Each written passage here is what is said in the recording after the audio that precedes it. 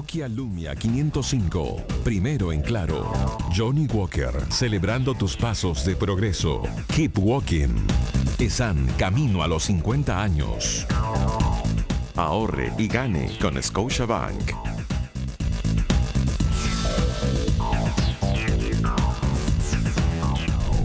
Buenas noches, soy Juan José Garrido Queclin, esto es Rumbo Económico.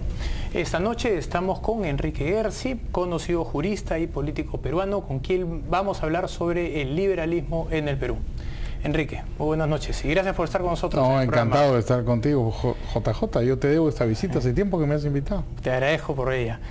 Bien, hace unos años tú escribiste un documento sobre qué cosa era el neoliberalismo, esta palabra sobre la cual hay tanta discusión, tanto por la izquierda como por la derecha, ¿no?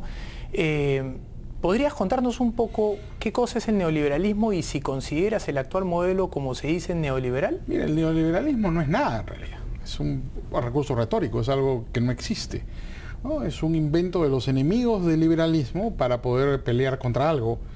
No, porque a la hora que tú examinas esta pretendida ideología, es una mezcolanza en la que los socialistas han involucrado a todos los que no lo son, desde Saúl Menem, ¿no es cierto?, hasta Konrad Adenauer. Como comprenderás, esa es una combinación absolutamente improbable, ¿no? El paper que tú mencionas precisamente lo que trata es de explicar un poco la aparición del término, y mi conclusión es esa, que es un recurso retórico, ¿no?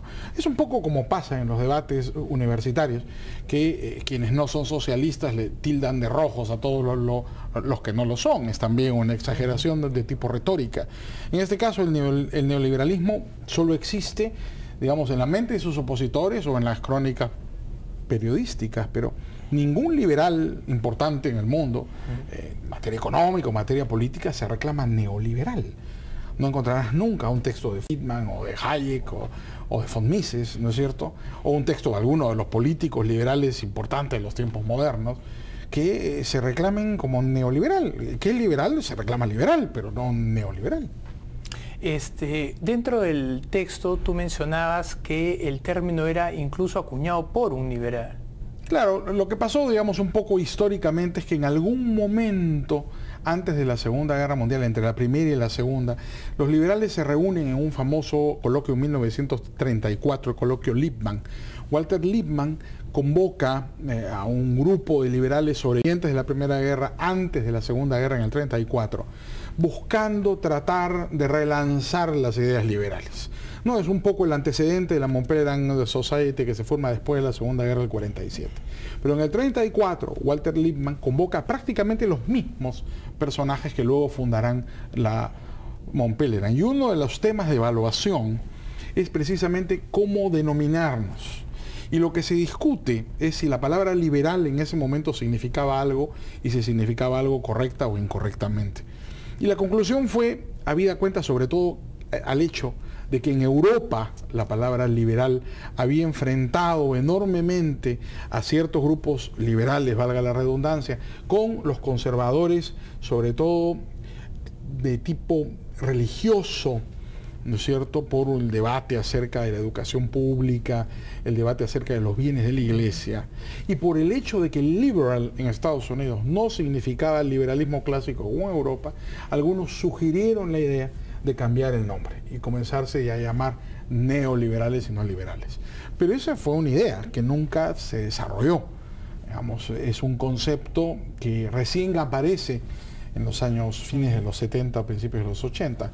No hay una vinculación, digamos, con el uso contemporáneo de la palabra, que además tiene un contenido despectivo retóricamente neoliberal, con lo que fue esta discusión en el año 34, ¿no? Mencionaste a la Sociedad Montpellier, que todos la reconocemos pues como una especie de fontana de ideas y de personas liberales, ¿no? Localmente un analista sostuvo hace unos cuantos meses que la Sociedad Montpellier había estado atrás del golpe de Estado de Chile. Tú has sido vicepresidente de la Sociedad Montpellier. Sí, bueno, sí, he seguido un poco los artículos y francamente es para reírse, es para morirse de risa. Este personaje no tiene la menor idea de lo que está hablando, ¿no?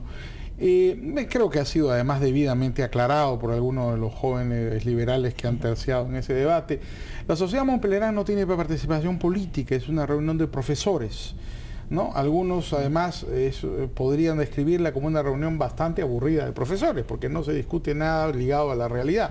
Tú eres miembro de la sociedad y sabes cómo son las discusiones, JJ, son discusiones... Difícilmente se podría desde ahí congeniar un golpe de Estado, ¿no? Y nada práctico, porque es una reunión de profesores universitarios, más bien personajes bastante distraídos y que tienen un interés casi filosófico.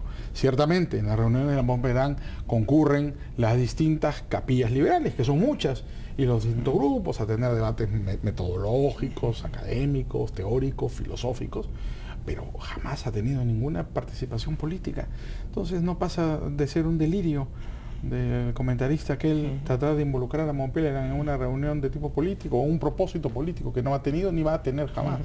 Cuando uno mencionaba, para regresar un poquito al término neoliberal, la gente lo asociaba, los analistas lo asociaban con el consenso de Washington, y el consenso de Washington no es plenamente tampoco un catequismo liberal, más bien tiene que ver, creo yo, con ideas comunes y cierta sensación de libres mercados, pero han llevado o han tratado de hacer llegar a la conclusión de que América Latina ha estado de alguna manera guiada por el consenso de Washington. Claro, lo que pasa es que a los periodistas les encanta la teoría del complot, ¿no? Entonces nunca pueden aceptar que el orden se produce espontáneamente, siempre tiene que haber un responsable. Entonces por ahí se les ha ocurrido hablar del consenso de Washington, ¿no?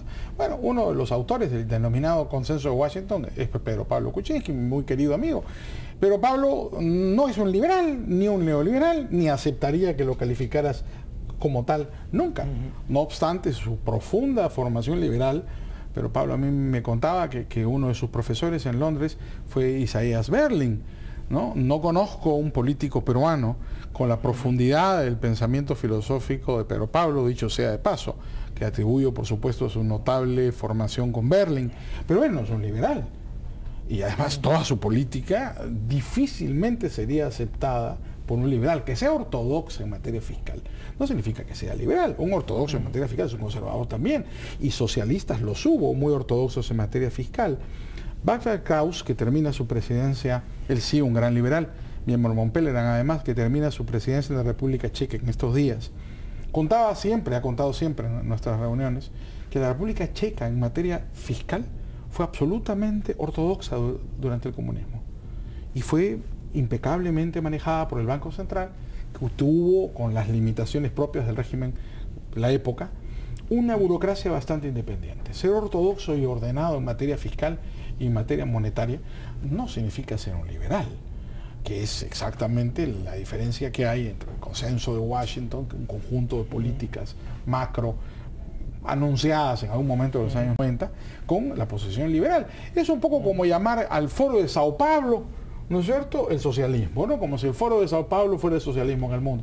No, el Foro de Sao Paulo es una reunión de ciertos políticos que trataron de sacar una agenda mínima de políticas públicas. Igual, un grupo de políticos, ¿no es cierto?, trataron de buscar, los demócratas sin duda, gente responsable y seria en materia fiscal, buscaron un consenso mínimo en el denominado consenso de Washington, pero eso no tiene una identificación con la filosofía ni socialista en el caso de Sao Paulo, ni liberal en el caso de Washington. Muy bien. Vamos a hacer nuestra primera pausa, regresamos con Enrique Gersi, estamos hablando sobre su perfil económico. Regresamos.